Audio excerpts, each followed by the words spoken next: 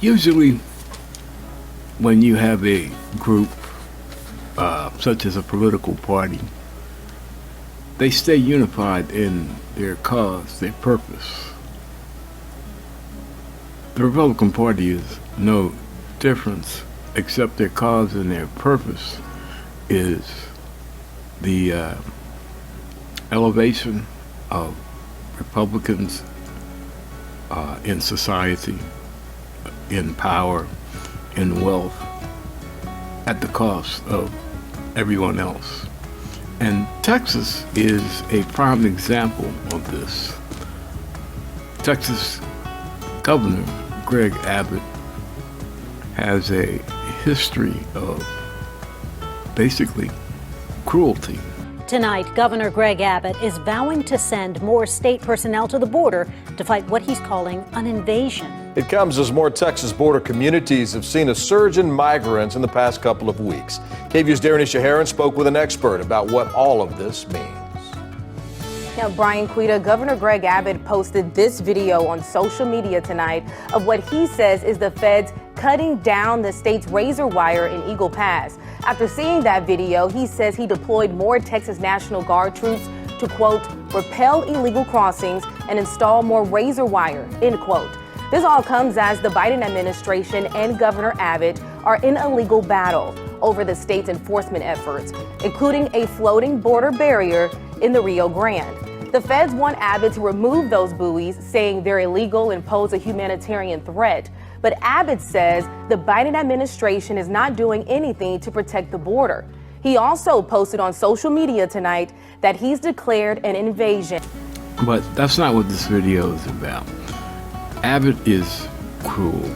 Texas lawmakers may have gone home after Ken Paxton's impeachment trial, but they shouldn't get comfortable because the governor is calling them back to Austin next month for yet another special session. This time, Greg Abbott says he wants them to pass a bill on school choice. Now, both chambers did gavel in today around 1 o'clock this afternoon and pass resolutions standing with Israel in wake of the Hamas attacks. A moment of unity in the midst of legislative divides. The governor has charged lawmakers with passing legislation to allow parents to use taxpayer dollars to help pay for private school tuition with education savings accounts, or vouchers. This morning, House Democrats held a news conference voicing their opposition to vouchers. Senate Democrats echoed that opposition this afternoon.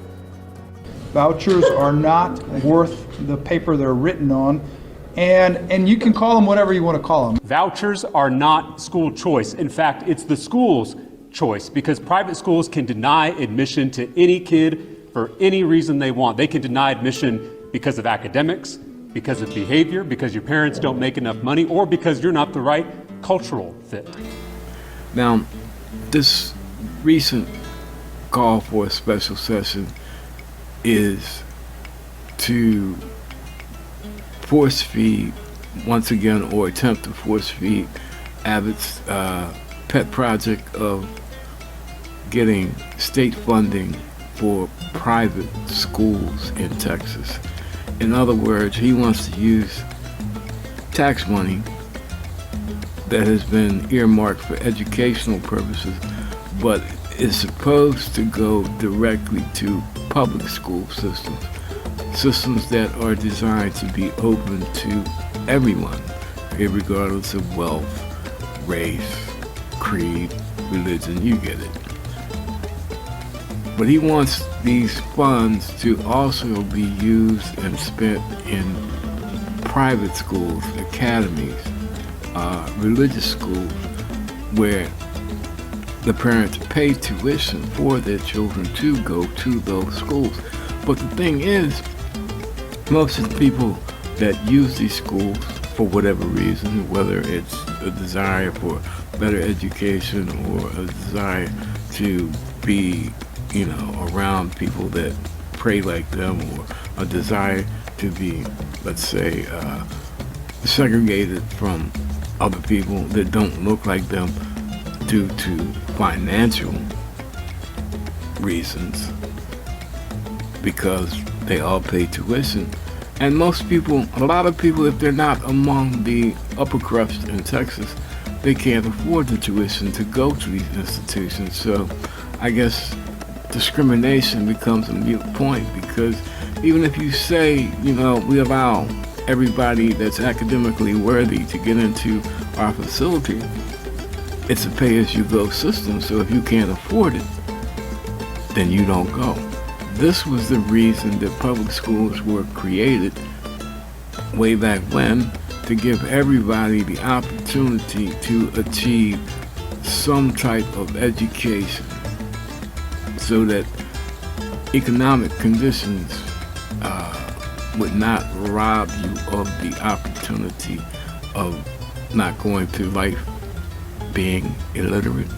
They know their kids the best, they know what works for them, what doesn't, and so they have decided to make sure their kids get the best education, whether it's public or private, and I think every parent in Texas should be able to have that choice. This will be the second attempt this year for lawmakers to decide whether they should pass a statewide voucher program. Having a little break and then having a special session almost entirely dedicated to this will really help to hammer out the details and get everybody on the same page, because we need to do it. Our Texas Constitution says that we are to provide free public education to all Texas students and children. We will have everything teed up in a way where we will be giving voters in a primary a choice. They can choose someone who supports school choice, or they can support someone who is against school choice. Texas politics analyst Scott Braddock says even with this hardball stance, some Republican segments are expected to stand their ground. There are at least 24 rural Republican members of the Texas House who are not going to go along with school vouchers at any point this year. And I think the governor's comments really are an acknowledgement that he knows that vouchers are basically dead on arrival. When you add those 24 Republicans to the 64 Democrats in the House, you already have a majority against vouchers. Abbott said he would still call multiple 30-day sessions to try and change their minds, and Braddock expects Republicans to tie large teacher pay raises to the voucher program to try to change some people's positions. In other words, he wants to use tax money that has been earmarked for educational purposes, but is supposed to go directly to public school systems that are designed to be open to everyone, regardless of wealth, race, creed, religion, you get it. But he wants these funds to also be used and spent in private schools, academies, religious schools, where the parents pay tuition for their children to go to those schools. But in the eyes of Greg Abbott, if we pay taxes, then we should get some of that money. But see, the whole thing is, these schools were created by choice, for whatever reason, to, like I said, for religious reasons, for racial reasons, for money reasons. Now, it's a double-edged sword because Republicans are famous for their conservatism. They love slashing budgets for public spending, and education being one of their targets. If this bill passes, they're not going to stop slashing funding for public education. So now the pot will already be thinner by design, and on the other end, the governor knows that he's thinning out the pot because he wants to choke off public education. But now these funds are becoming even thinner because if the bill passes, they will be forced, the state of Texas will be allowed to give part of this money to institutions that have been self-supporting, where many of the public school systems in Texas, the counties do not have the tax base for their system to be self-supporting. So to remain viable and to remain competitive on an academic standard basis, they need the tax money. It's a plan that anybody with half a brain understands that in the end, the ones that will suffer the most will be the public school system. Now, where the rub comes is, like I said, Republicans almost to a fault to unanimously support just about everything that comes out of Greg Abbott's mouth, just like in Florida with DeSantis, just like in Virginia with Youngkin. But Republicans from rural districts, poor districts, and when I say poor, I don't mean that there aren't rich people there, because Texas is kind of weird in that respect. It has 40 registered billionaires in the state of Texas and 50 Fortune 500 companies, which means they are mega money-making machines, are registered as being headquartered in the state of Texas. Texas is one of the richest states in the country. Texas economy ranks, it's ranked up there with nations. It's like the, it's like the 10th best overall economy in the world.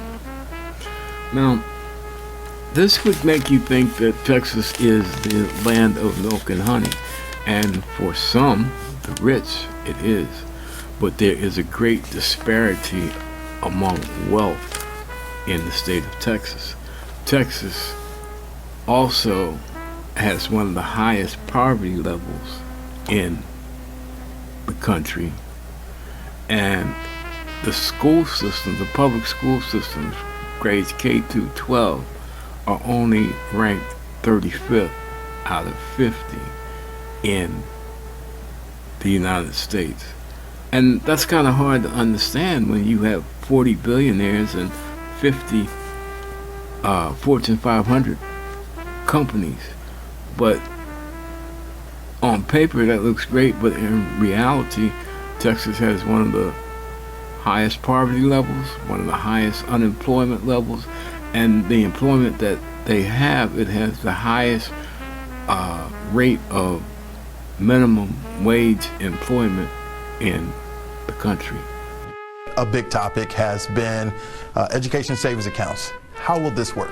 Some people say, well, this is going to cause schools to shut down or something like that. That's very uninformed, because what we saw, we've seen more than 350,000 students leave public schools and go to charter schools, but we haven't seen public schools close down, and we certainly haven't seen any effect on high school football. These education savings accounts have proven to be very successful in other states, and I created one here in the state of Texas for special needs students that worked very well, so much so that the legislature wanted to expand it and to provide more funding for it. The Dallas ISD superintendent during your State of the State tweeted saying, if this happens, private schools should be held to the same accountability and transparency.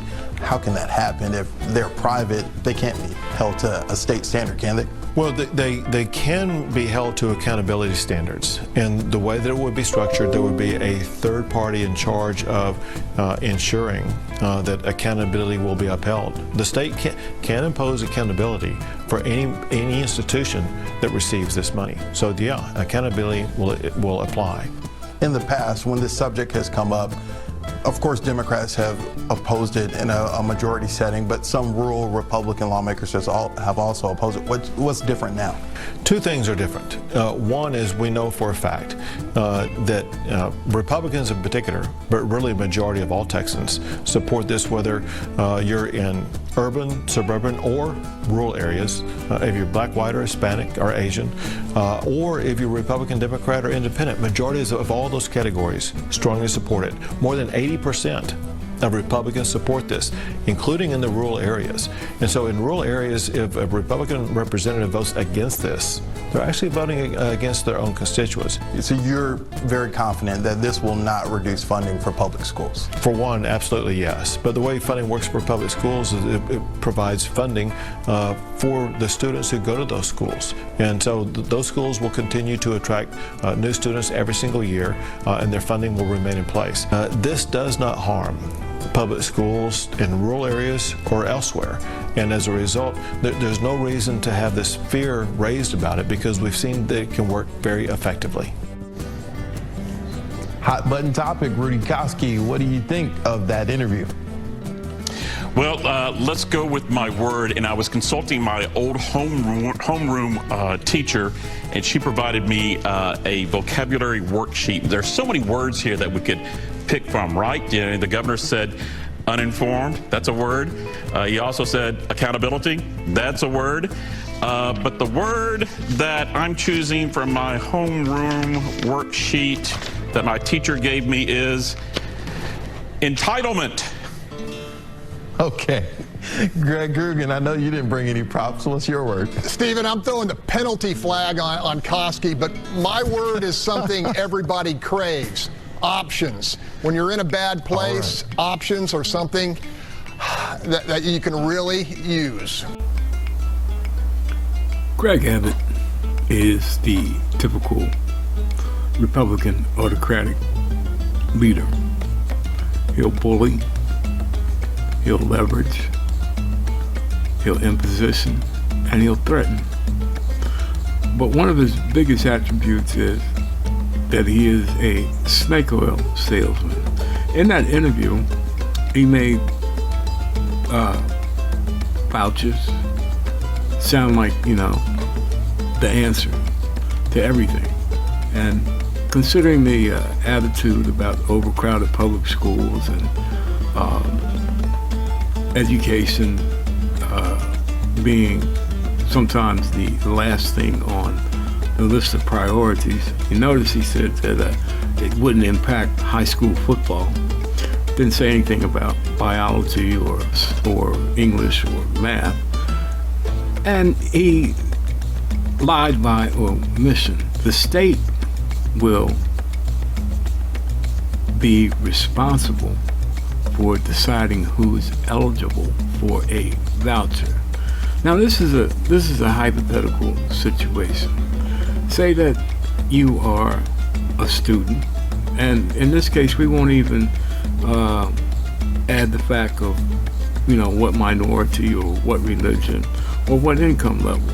But say that you are a student, you have a 4.0, or in this day of time of advanced placement, you have a 4.3, a 4.5, or however, and your parents decide to apply for a savings voucher so that you can go to a private institution.